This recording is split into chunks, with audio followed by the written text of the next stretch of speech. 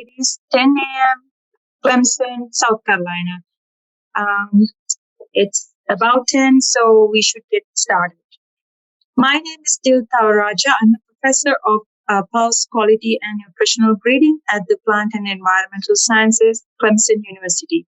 I oversee the Organic Plant Breeding Institute, which is a part of the seminar series to educate our growers, researchers, consumers on organic agriculture, nutrition, plant breeding, and economics. Funding for this program is by National Institute of Food and Agriculture, NIFA. Also, there are many other agencies like Feed the Future Innovation Lab from the Cornell University, USAID, South Carolina Department of Agriculture, the Good Food Institute, and the USDA ARS support my breeding program here at the Clemson University. And we thank you all for supporting and helping us to bring this extremely valuable speakers around the world. Today, I welcome you all for the first fall seminar for the Clemson University 2023 Going Organic Seminar Series. Today's speaker is one of the closest collaborators. I call him my brother. I have been working with him for more than a decade. I know him since I was a graduate student and did so many work together with Dr. Agrawal on global lentil biofortification work. We did work together for Southeast Asia and Africa. About Dr. Shiv Kumar, he's the director of ICARDA, South Asia and China Regional Program based in New Delhi, India, which aims to deliver improved germplasm of lentil, Kabuli chickpea, faba bean, and grass wheat to national partners in Southeast Asia and China. Dr. Agrawal, everybody in the Pulse research know who he is. He has more than 33 years of experience in legume improvement through resistant breeding, pre-breeding, development of elite germplasm.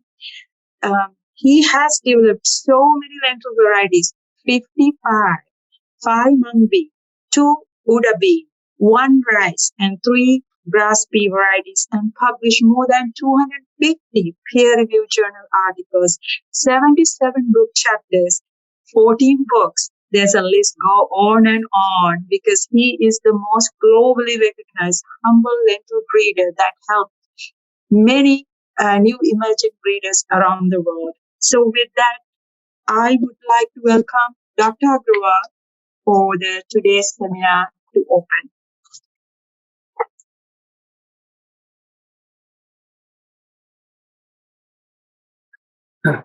So thank you, Dil, for introducing very, elaborate, CV. But then whatever I have achieved, it is a teamwork. Many colleagues are involved in that. Agriculture, I always believe is a kind of, teamwork. If you don't have a team, you can't deliver. So thank you for your, introduction. And I must congratulate you and your team for organizing this kind of, seminars, which are very, very important. Why they are important? Because that can bring a kind of, knowledge and information to the audience. So today's presentation, which I'm asked to open, in cricket world, the opener is the one who is supposed to be start, in a good way. So I'm going to start this, series of seminar on organics. And then I'm going to talk about breeding legumes for organic agriculture, progress and prospect. My screen is visible? No, you need to share your screen. Okay.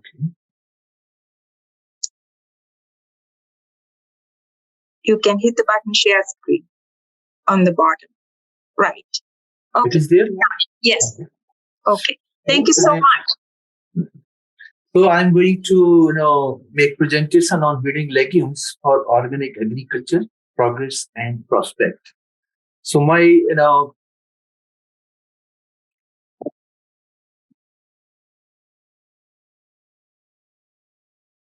So my presentation outline is about, I will talk about ICARDA, the institute, the center I represent. Then I will be talking about the present status of the organic agriculture, how it is, how important it is in the current context. We will also talk about why legumes are so fit for organic agriculture. Then what are the planting methods or points or approach which we must follow if we are going to have proper varieties for organic agriculture, and some of the results which we have in the literature as well as the one which we have worked with my partners. And then of course at the end I'm going to make a kind of prospect of this particular things.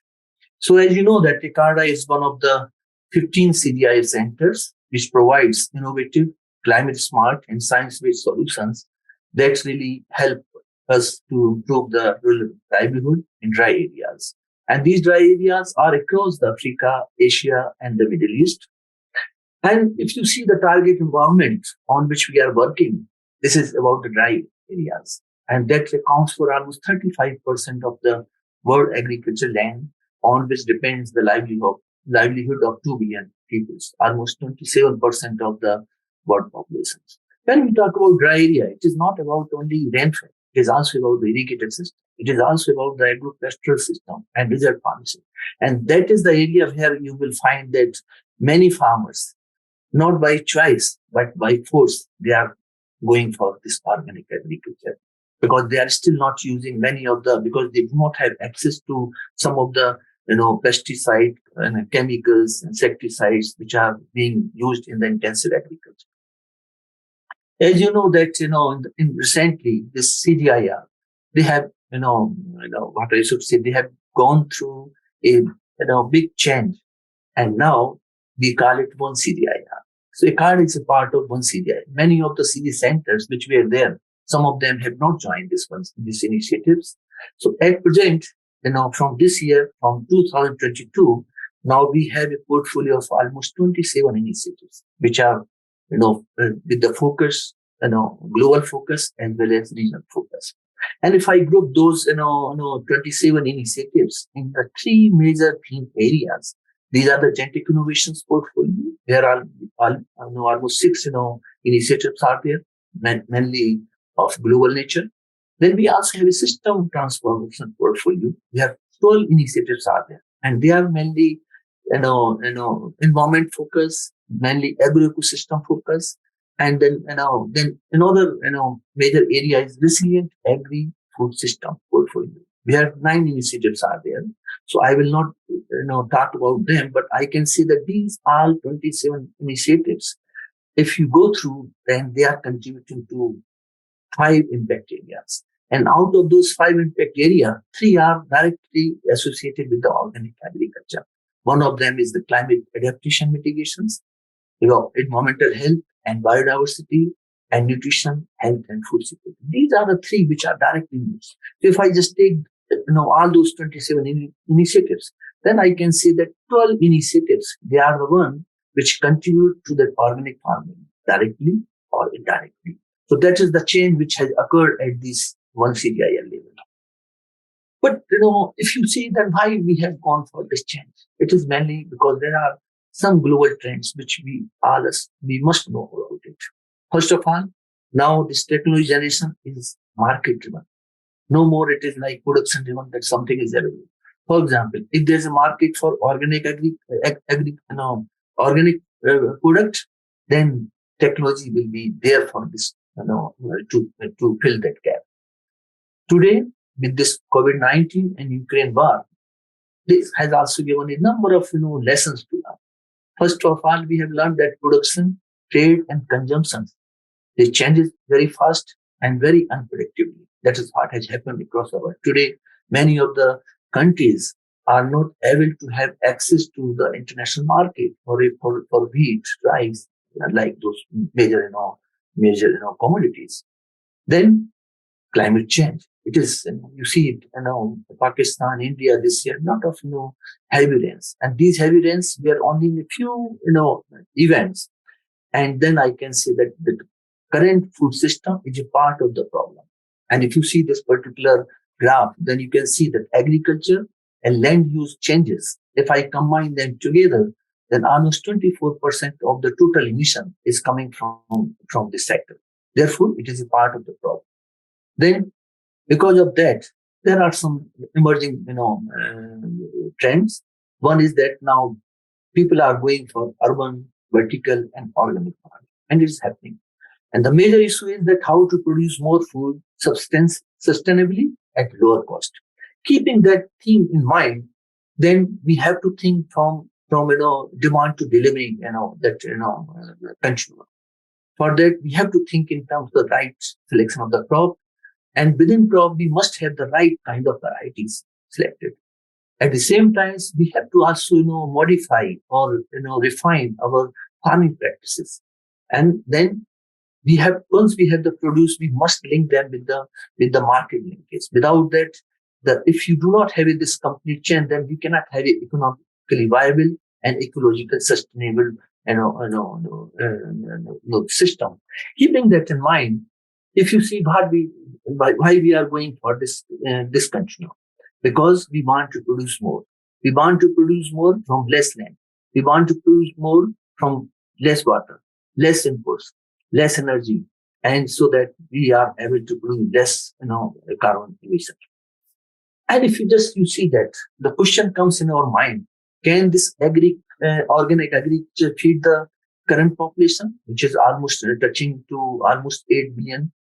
If you see the past, progress, if I just see this graph, in 1999, it was only 11 million hectare area under this organic agriculture. Now it is 72, almost, 6 times or 7 times more than what it was in 99, just in 20 years.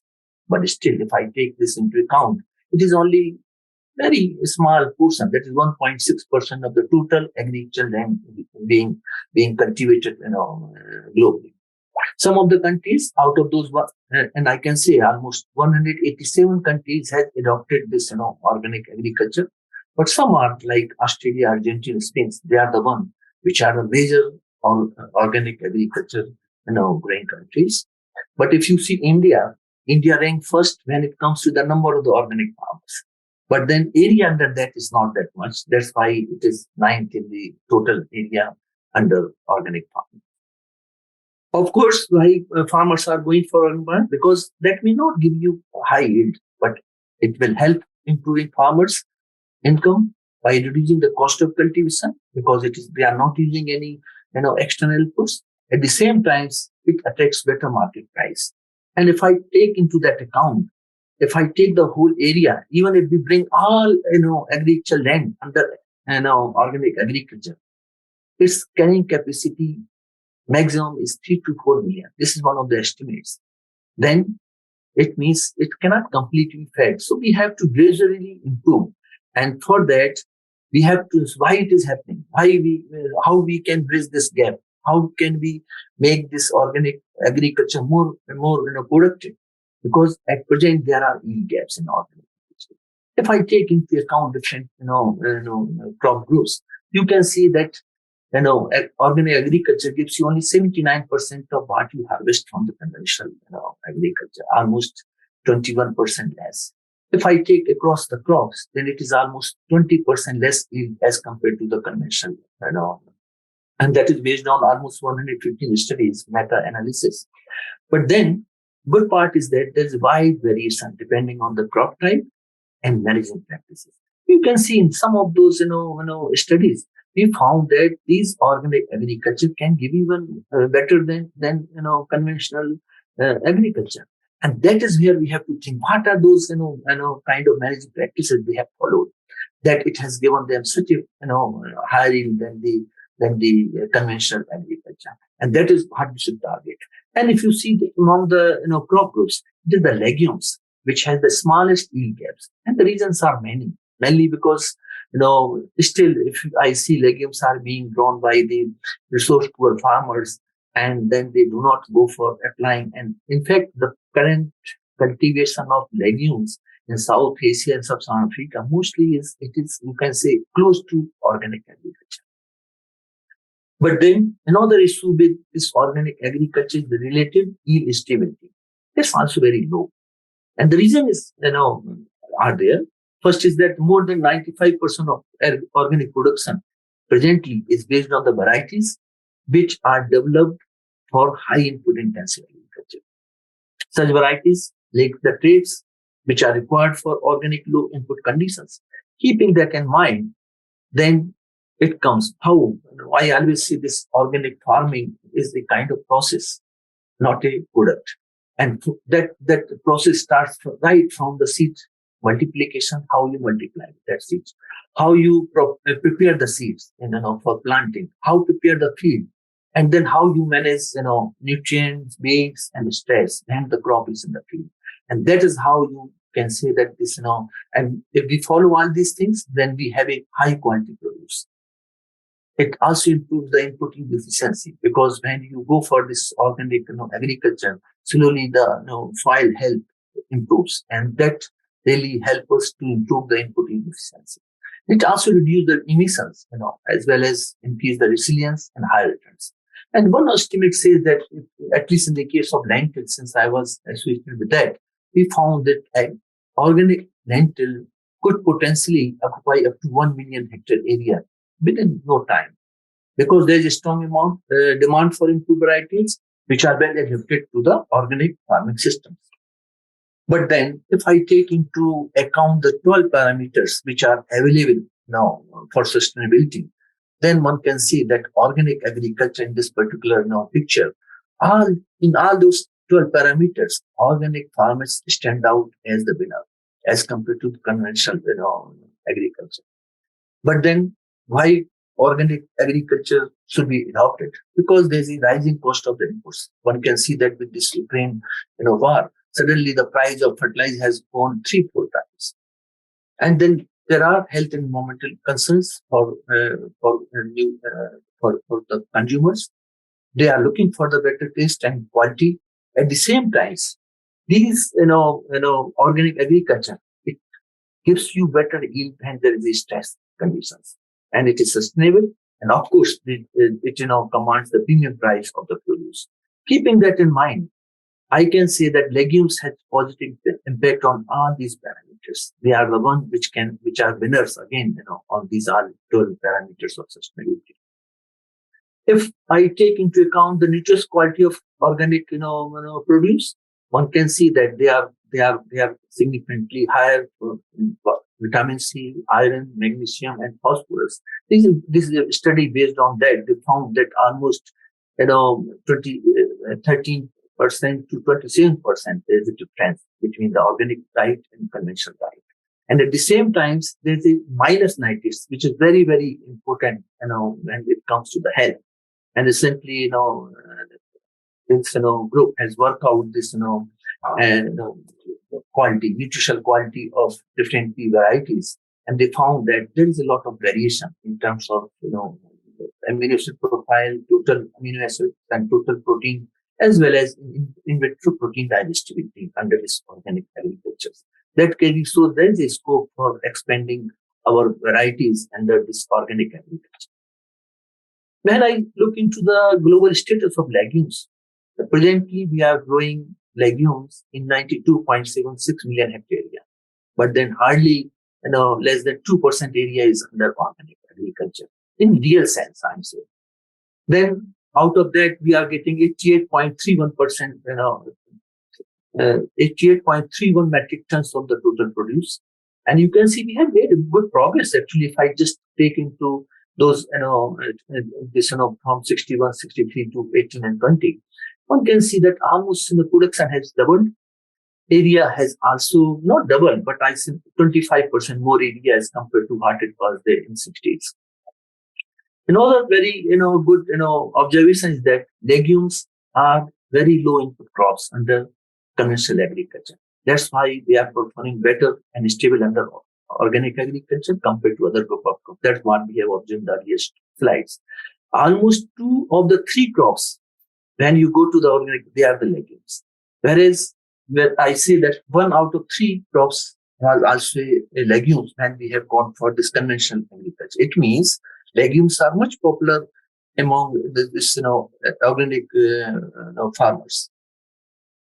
If I take into account the mainstream and organic plant breeding protocol, then mainstream breeding, what they do and what organic breeding do, that all activities in a well-managed research program, when we talk about the mainstream breeding, Whereas in the case of organic breeding, all activities are in low input environments. Mainstream breeding rely more on elite into elite process for incremental genetic gain. Whereas organic breeding, it relies more on land races into nodal process for maximum genetic diversity. We target wide adaptation and stability under mainstream breeding, whereas in the case of organic breeding, it is specific adaptation and local flavor. And again, farmer participation is at the end of testing the lead lines, where in the case of organic breeding, participation is along the breeding and testing pipelines. And again, when I say that we are breeding for maximum yield and uniformity under mainstream breeding, whereas in the case of organic breeding, it is about nature's principles that taste healthy foods. So these are the ones. So keeping that those major things into mind, we can say that organically bred varieties, they can produce much higher than what we are getting from the varieties which we are testing under organic agriculture coming from this mainstream breeding. Then, and that really gives us that we must have a OB varieties, a breeding program for them. This is very, very important steps so that we are able to reduce the yield gap between this, conventional agriculture and organic, agriculture. So for that, we need to have some paradigm shift so that we are able to accelerate the genetic gain under this organic agriculture. One is that paradigm shift is about market-oriented breeding programs for well-defined target population. It's very, very important if we want to make our varieties succeed in organic agriculture. Another paradigm shift is that we have to have, because no breeding programs can work in isolation. We have to still continue this mainstream breeding. But then we have to have a kind of program well defined for organic agriculture, so that we have to make the compartment for breeding activity under organic agriculture. Then we have to shift from this subtle breeding to speed breeding. That way we can have a much faster product or breeding product for organic agriculture. And of course, even genomic selection can really help us to increase the breeding efficiency. So these are some of the changes which we have to adopt to come out with better varieties for organic agriculture. When we talk about this organic plant breeding programs, we have to have a very clear-cut, very holistic approach. One is that we must have a wide range of locally adapted crops and varieties collected into our best range of plants. That's very, very important. Second, we must ensure that this germ class is evaluated under organic agriculture, so that we are able to use them in crossing program, generation advancements, testing, and multiplication. So all these things has to be under this organic agriculture. Selection should also take place for target traits under organic agriculture. When varieties are selected for organic agriculture, we must ensure that they are not only they're suitable for cultivation, but we must know their history, breeding history, how they have been come out in the field. It's very, very important. Testing under organic agriculture across the breeding and testing lines means from the skinning of the germ class to the testing stage 2 in the farmer's field. And then we can start right now with the composite cross population which we are having, and magic population. They are the one which can really give us immediate product for organic plant varieties. Therefore, a distinct breeding programs to develop varieties suitable for organic agriculture with target dates is our immediate need. And for that, I just give you these photographs, how much variability we have created through this magic population. Almost more than 7,000 lines are there using 8 parents in magic population, and you have all kind of variation. And other approaches we have to take into account is the indirect phenotypic selections. We can also go for this molecular marker selections, and the major has to be participating plant breeding. So if you see this, ICARDA breeding programs, though there are globally 3,500 varieties which have been released globally for major pulse crops, and out of them 1,200 are in India. But as far as ICARDA is concerned, we have been part of releasing 85 varieties in the last 10 years. And these varieties, if I just divide them, then almost 41 varieties of lentil, 24 varieties of chickpea, and 20 varieties of howling. They have been released in different countries, almost 14 countries. And if I take into account, the current varieties, this has come from the mainstream breeding. Of course, these are now being grown in some of the countries as in the organic agriculture platform. But then they are mainly the outcome of mainstream breeding. And these varieties are not only high yielding, but also they have a better adaptability, and then they are nutrition rich because we have also have a very good collaboration with Dil to come out with biofortified varieties. Some of them has done wonder in countries like Bangladesh, Nepal, and India. If I see the performance of the local versus two varieties under organic agriculture and conventional agriculture, if we have compared, we have a study of lentil varieties at 7 locations for 6 years, and it has shown that there's a yield penalty of 23% with organic, because most of the varieties were coming from the mainstream breeding. Then but the good part is that this yield penalty is higher in mainstream varieties compared to the locals under organic farming. It means organic, farming, if we go for the varieties coming out from the organic plant breeding, they can do better. And that is what this graph is showing. And then I can see that these modern varieties, if I take this graph into account, you can see the kind of variance. Some of the variety like PL6, there is a less, gap between this, performance under organic and under conventional agriculture. If I say this direct selection of lentil, for organic agriculture, this graph really shows that how this, direct selection and indirect selection perform in different 5 environments when they have gone under organic as well as conventional agriculture. One can see that if this direct selection of top 5 varieties in organic agriculture, it has resulted in significant higher grain yield than the indirect selection. And indirect selection was only good in 1 out of the 5 environments. That shows that we have to go for this, direct selection under the organic agriculture platform if we have to succeed our varieties in this as an organic breeding program. The highest yielding varieties under conventional agriculture were not always the highest yielding varieties under the organic. So again, this confirm our assumption that we have to have an organic plant breeding program for our legume crops. So keeping that in mind, I can say that we have to have a very robust, plant breeding programs to come out with varieties which are organically, bred, and then they can really do wonders when we go for organic agriculture. And for that, the best part is that you have to look for the germplasm which we are. There are, if you see, ICARDA is one of the, having the global collection of germplasm of different legume crops. And this is the, set of collection, which is the house for many of the traits which are required for organic agriculture, like early vigor, weed tolerance, high symbiosis with, AGPR, input efficient, germplasm. There are some of the germplasm lines which are multiple state tolerance, efficient plant type, very rich in iron zinc. They can be used in our breeding programs. And then authentic taste and flavor, and then specific adaptation. If I take all these traits into account, I think then the germplasm is, this collection is the one where we have to look for. One of the traits which I can just say that's early growth vigor. This is the one trait. If you have a very early growth vigor, then this can really have a very deep root system. It can really cover a ground coverage very fast.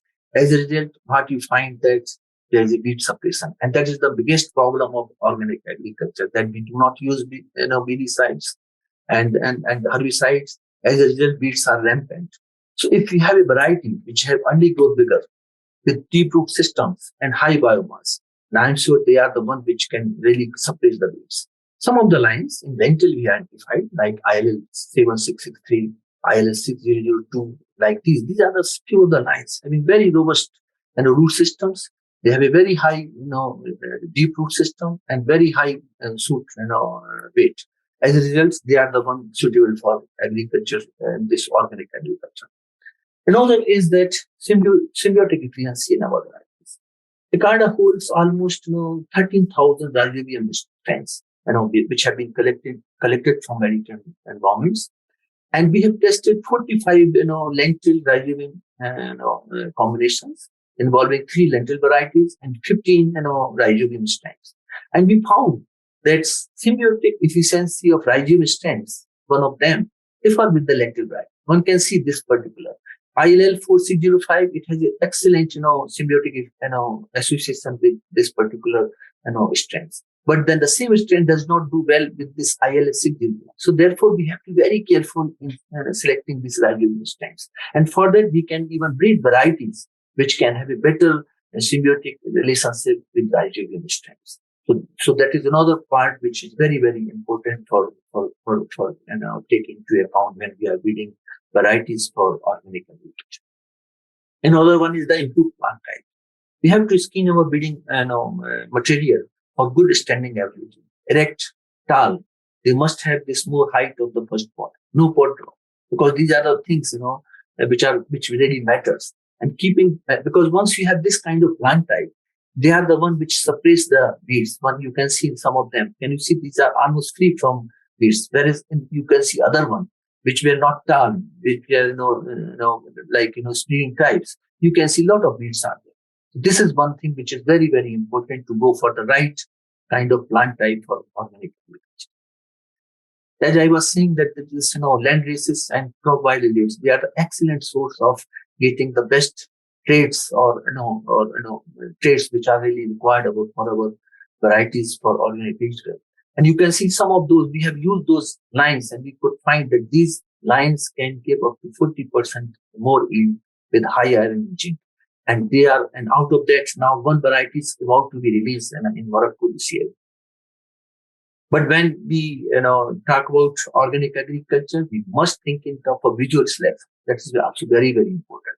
You have to have a visual selection for early vigor, plant type, disease reactions, seed size, and when it comes, to the store, you have to think in terms of the seed coat color, milling, quality, and flavor traits. These are very, very important, and that visually one can do that. And then we have to involve the farmers from the beginning. The participative variety selection is very, very important when we are talking about organic agriculture. We have tested almost 25 lentil elite lines in 8 locations in Ethiopia, Senegal, Lebanon, and Morocco in 2 years. And we could find that farmers had a different selection criteria.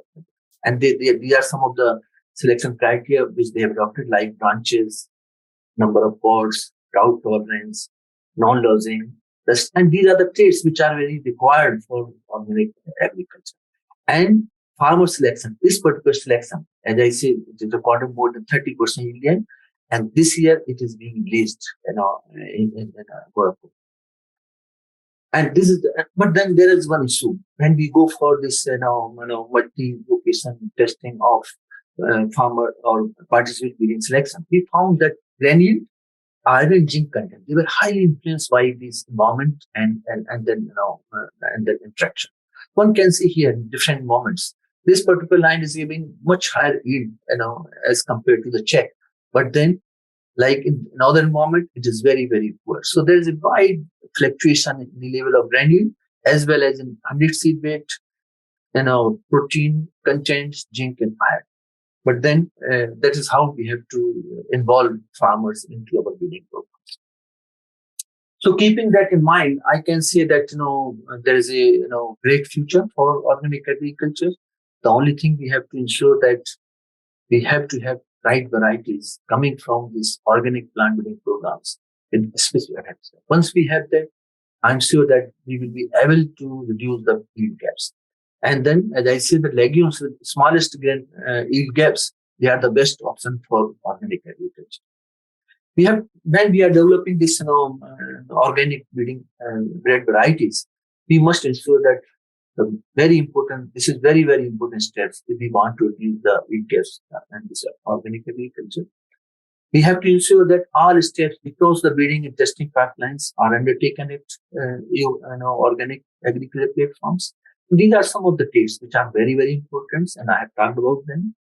And then widening the genetic base of legumes. I think that is the very important aspects by using land races and probiotics. And of course, as I see that there are many population composite crops, these are to be involved so that we have the right varieties for organic agriculture. And then I see a lot of prospect because there's food habit changes. There are a protein, ingredient market. And once we have that, this is again going to, open a vast opportunity for organic agriculture. With this, I come to the end of my presentation. So I would like to ensure that I'm very thankful to some of the partners who have been working with us. And as I told you that though the current varieties which we have bred, they have come from the mainstream breeding. But some of the varieties, they are doing better even in organic agriculture. So this has happened mainly because of the good partners across the, breeding pipelines and testing pipelines. And, thank you very much. Thank you. Thank you so much. We have a really nice global audience today, and we are getting so many questions for you, Dr. Shiv. I'm actually first, I want to thank you for putting up with organic agriculture, because we have been doing this and it is very difficult for us to control weeds. And then we are fighting with the nutrition traits, because my program very much interested on nutritional traits, but we have to breed something for the growers. So they are interested on yield. So you have been a generous support for our program to giving us actually the material. So the first question, actually, there's a lot of questions coming in. I like to ask you one of the questions that about India. So this is very interesting question from the audience. Actually, it is from Dr. Pushparajah Thavarajah. You know who that is. His question is, India leading in an organic agriculture with 1/9 land devoted. India is also a huge population to feed. It is very impressive. Any lessons that other countries could learn from Indian experience? So thank you. I think it's very, great question, because there are many issues, which has, or I should say many concerns which has come to our mind. What has happened to Sri Lanka, where, in a one go, they wanted to convert the 100% land under this organic agriculture. And that has led to economic crisis there. But then it is not the only reason for that, though it has just, I should say, and that is where many people started thinking about, country like India, can they succeed when we go for this organic agriculture? So I think India government has adopted a very, strategic approach, for organic agriculture. There are certain states which were already, not taking much of the, fertilizer and chemicals. They were not using. And mainly these are the smallholder farmers in hilly tracts like Sikkim, one of the states. The whole state has been converted as a kind of organic, states. So but still, when you see the total area under organic agriculture in India, it still is less than 1%. But then gradually, once your breeding program matures to come out varieties where the yield gaps between, when we grow them under these two platforms, organic versus conventional, if that gap is reduced, slowly you replace those varieties. So it is a gradual process. One should not go at one stage. And again, still you have to have some, big farms. They have to go for commercial, cultivation, because that is also very important. See, no states can be, successful if its society or its population is not food secure. So food security always is number one. So you have to have a kind of, approach, a balanced approach towards organic and this, conventional agriculture.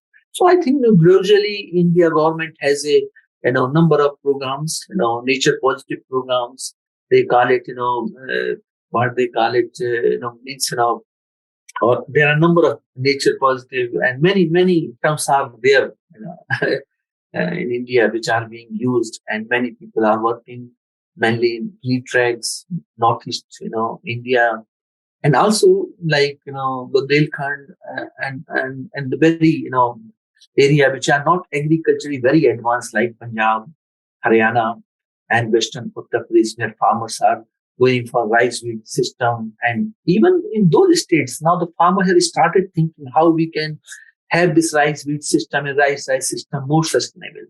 They start introducing legume crop like moon bean, which can mature in 50 to 60 days. And this variety has come, this kind of crop has come in the system.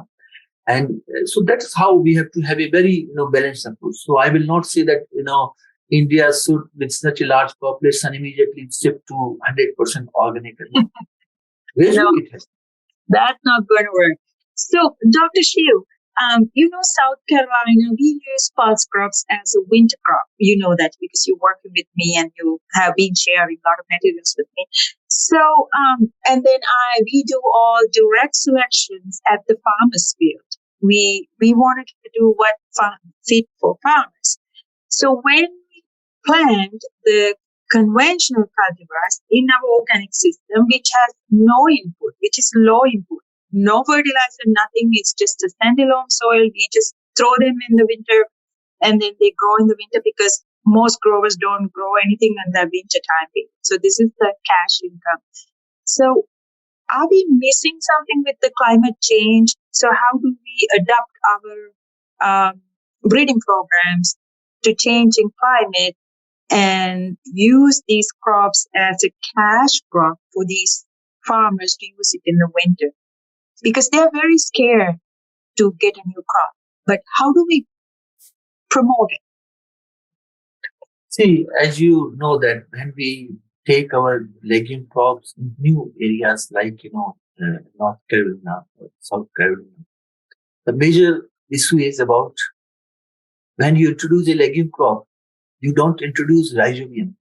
You have to think in terms of, now it is, commercially available. Once you have that, this rhizobium introduced, and then I was mentioning that it is not only the varieties, it is a rhizobium and the variety into the soil environments. These three, tripartite kind of interaction is very, very important. So we have to test those, whether this is the right variety with the right rhizobium introduced into that, farms. And then, of course, there's the trend mainly because of the, farmers has this 3 years, transition period means, and that if they can overcome this 3 years, transition period, and if you have the right varieties, which are having very specific adaptation, when we go for a specific adaptation, you are harvesting some of those, genetic combination, which are very good for few farms, but not in all farms. But then they really gives you much better yield than the variety which are widely adapted now. So that part we have to capture. We have to capture the right, this specific adaptation into that environments. We also observe, Dr. Shiv, like when we put these cultivars, they become really short. Like some cultivars are like let's say 12 feet tall. But when you put these cultivars into the organic system, they were like foot and a half, like they're short. So we have to make sure. So that's kind of an issue for the growers. The these varieties, when they have been bred, providing them fertilizer throughout the breeding process. So they have somehow there are many kind of publications which say that if you go for breeding a variety under high input conditions, and if that come out into the low input condition, which is the organic agriculture, your performance will not be as good as you expect, from the variety which are coming from the organic breeding programs. That's what I have shown in one of the slides. Yes, the variety which are read through this organic plant breeding programs does better under this organic agriculture as compared to the variety which are coming from those conventional breeding.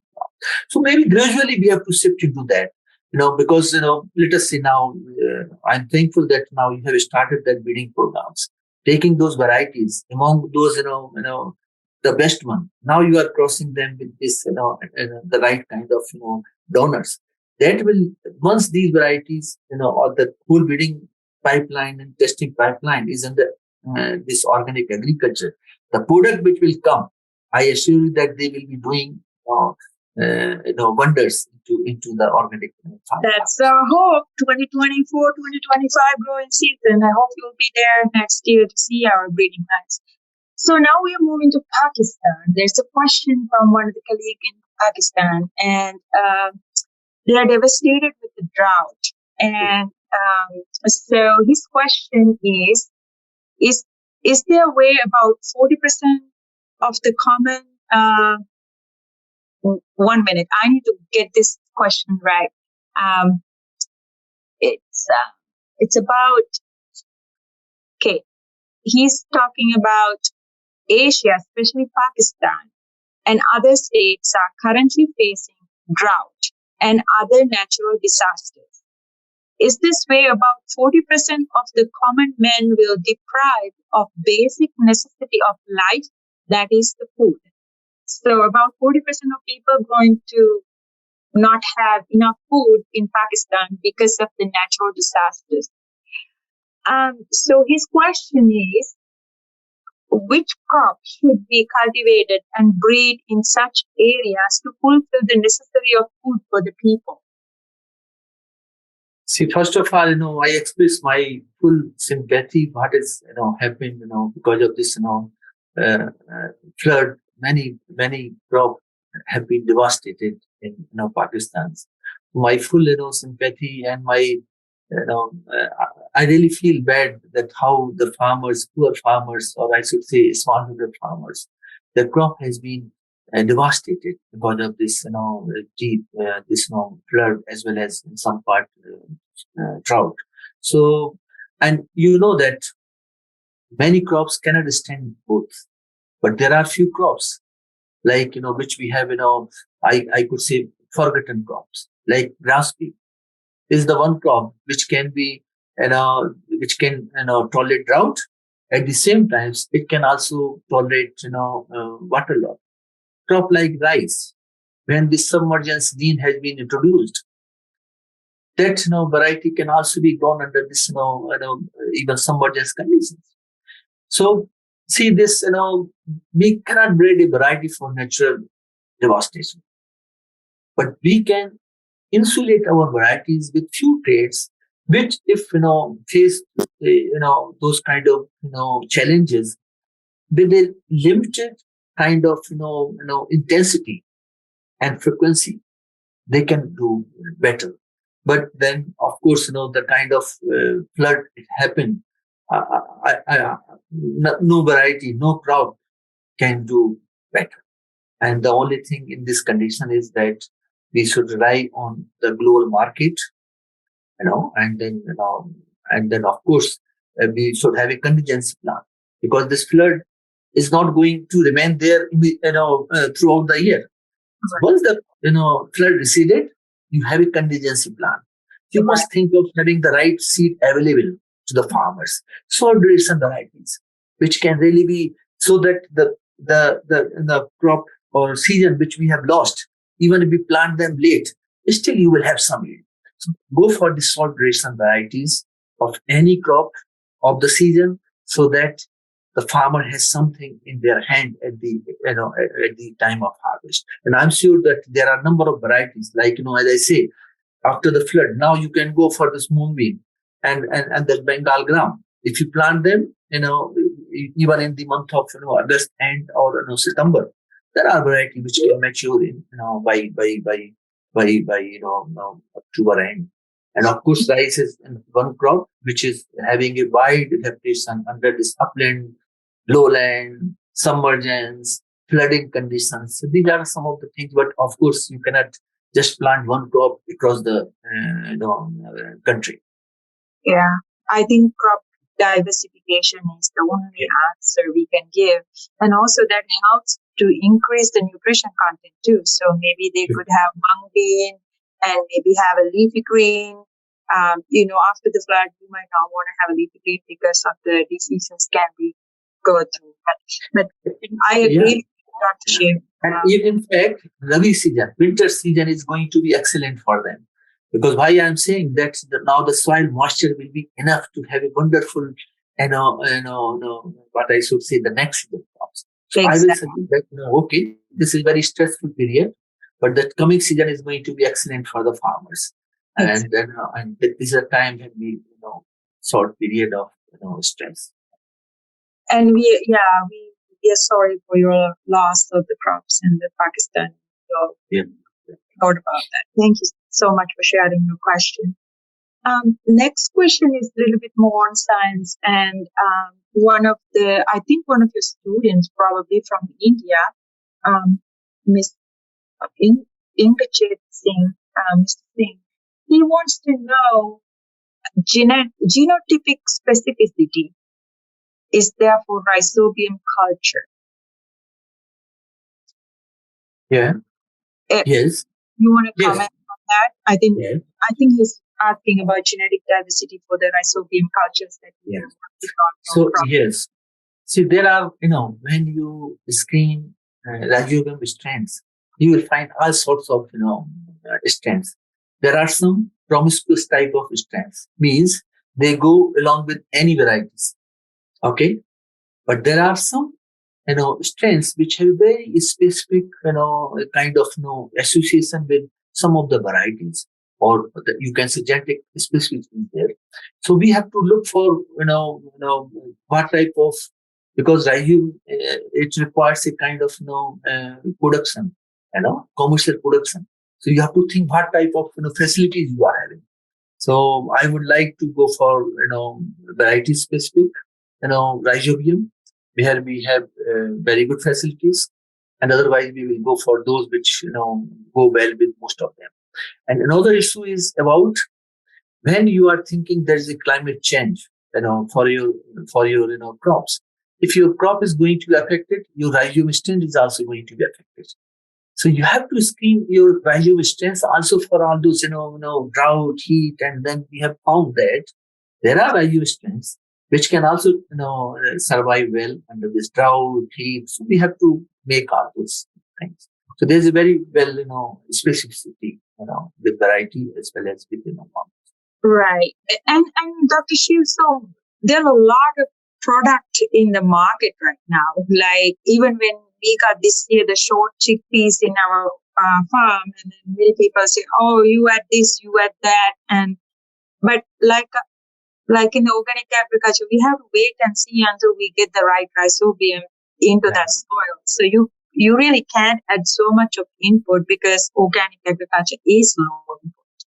So that also a lot of questions I get too, like asking, "Oh, can we add this product from the market?" But we really don't know the influence on those, right? Yes. So the next question for the Miss Singhu from Guelph, and she is wondering: is there a organic soybean breeding programs in India? No. In fact, I have a very good association with the institute dealing with the soybean. At present, it is not having, but in future, I think this is one crop which really needs a organic agriculture, because this the soybean in India is taken as a commercial crop with a very industry farmers association type of things. So wherever there's a an industry related to soybean, the soybean area is going up. So when you are having a direct associate with industry looks for the larger produce. So I think right now they do not have, but in future when as I say that nowadays it is the demand driven. If there's a demand from the consumers, even industry will change and the farmers will change and the research institution will change and they will change their mandate. They will modify their breeding programs to come out with the right of variety. So it is all, as I say, that it is demand driven. Right. That's absolutely correct. And even though it is organic for the soybean, but there's allergens, so there are concerns. So even you have organic soybean, like for example, you could have allergens. It doesn't matter. So it's a debatable question. And another question from India and Pakistan, like the Southeast Asia. So they are wondering, organic farming needs a lot of investment in the process of certification. This will make the affordable protein source more expensive to poor people like countries in Pakistan and India. So what's your take-home message on that? See that, we have to have this, certification. Without that, having everybody comes out in the open market saying that it is, organically produced. So certification is required. And of course, there's a, high cost, maybe at the beginning. But once, because in the beginning, government has to have all those, set up, offices and certification. But I think these are, administrative issue and it will be taken care of, with the time. So I will not comment on this, certification cost and other things. But I'm sure that, once there's a premium price in the market, the farmer that will see why we are paying more to organic produce, because the same right now, because of the less yield under organic agriculture, the cost is very high, isn't it? Once the production or yield per hectare under this organic agriculture goes up, I'm sure that the farmers will have low cost in cultivation and high market price. Once that they have, I think that will not be a issue with time. Yeah. Actually, one of the comments were regarding one of the student from yours, I think. Actually, to increase area and organic agriculture, we need to give more emphasis on public awareness regarding health benefits for the organic agriculture. That's the point. Yeah, I fully agree. And that's why we are there. And by the way, this COVID and then all these, recent developments, many customers are already educated. They are aware of, that quality produce. Though there are still people who do not have access to those organic food because of the cost. But just imagine that who is not aware of. Many of us are now aware of. We want to have food which can bring us more immunity. We know that we need iron, zinc, and that's why these biofructification programs. It has been more successful with the smallholder farmers in Africa and Bangladesh and Nepal, not with those commercial farmers who are planting maybe 1,000 hectare. For them, this because there's no price difference with biofructified variety when it comes to the market. Exactly. Yeah? Great. So once you have that labeling, and then the consumers start paying for that, speciality of the produce, I'm sure that it will have much better access. So I think at the beginning, I say that though it was not aware, but these new developments has made all consumers aware of the importance of organic food. But then maybe cost at present is hindering them to have access to it. I totally agree with you. That's just the same case for here in the US as well. Like it's a niche market right now. It's expensive to buy organic fruits and vegetables in the grocery store compared to conventional. But if someone allergic to glyphosate or pesticide, and that's the only product that some people pay any dollar to buy that kind of thing. So having breeding programs, public programs, we're releasing more cultivars, and that will reduce the cost. Because when you have more to consume in the market. So having all these organic foods, and I'm a great fan of organic agriculture because it doesn't, sometimes, yes, certification is the most important thing to keep it in the USDA certification. But sometimes we can go beyond that and have like a low input system. We don't have to add the legumes or something low input. It is already organic. That's what Dr. Kumar has been telling me all the time when I first start this. So we came to the time, and there are many questions. Dr. Shiv, I might email you some want to know about microorganisms and things like that. But we are kind of running down the time, and a lot of people sending us messages saying how wonderful is this presentation, how much knowledge you share with everyone. And this is a great moment. That's why I wanted to do these kind of information sessions for people to ask questions, get to know about organic agriculture, and ask from the experts. So on behalf of the Clemson University, the Organic Plant Breeding Institute, and the Past Quality and Nutritional Breeding Program, I heartily thank you for all the efforts you do for the global and also helping all of us. And thank you so much. And we will join. I'll talk to you soon, sometime. And before you all log out, I just wanted to say our next speaker is Dr.